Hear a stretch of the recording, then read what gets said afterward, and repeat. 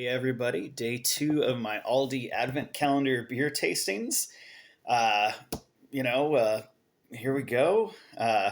So I have the O'Shea's Session IPA. This is specifically, I guess, made for Aldi's.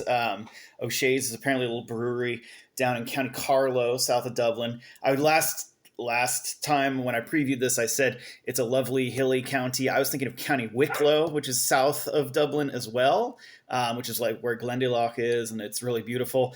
County Carlow, I kind of drove through really briefly.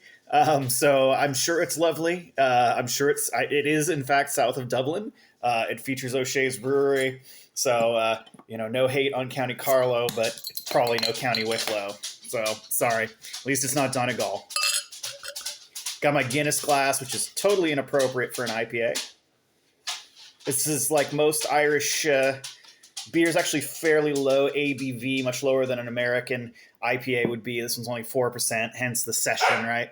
Session is a beer that is fairly low alcohol, so you can have a nice long session of drinking. Got it my inappropriate Guinness glass. Okay, lots of little bubbles, a little hazy, which is kind of the style now, I guess, although I don't think that's probably not a sign of intentionality, probably just a sign of like a little less filtering, which, okay. Not a kind of a weak head.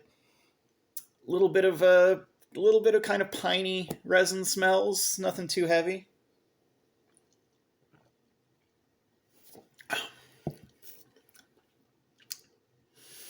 Yeah, okay. The not much body or malt to stand up to the hops, which is always a danger with the session IPAs, is that they, without having a big alcohol bill, you don't have a lot of malt. And so it means that the bitterness, there's nothing to stand up to that bitterness. There's no contrasting sweetness of the grain. And so you can end up with something that's just kind of bitter without any real like flavor or body or interest. I'm not saying that's going on here. They actually think it's pretty well balanced for a light session IPA. I would definitely drink this, and I could drink quite a lot of it.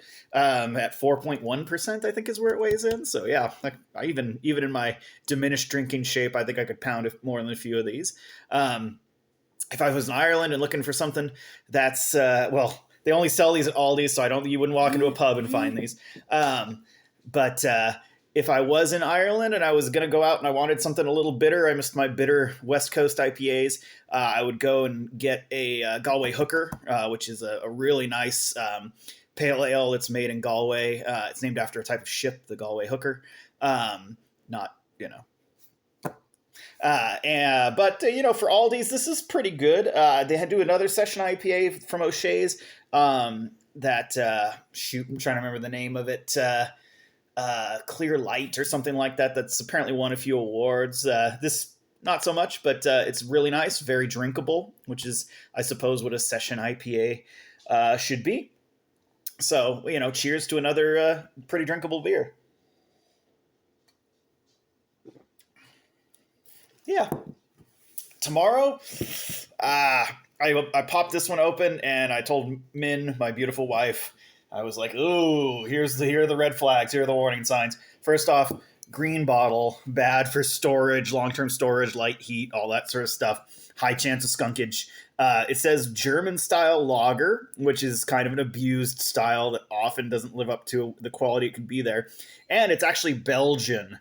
So it's a Belgian impression of a German lager in a green bottle. There's a lot of things here that make me not so enthusiastic about Brents, but I'm going to give it a shot tomorrow, and who knows, maybe I'll be happily surprised. Cheers, sláinte, salud, whatever it is that gets you through the day.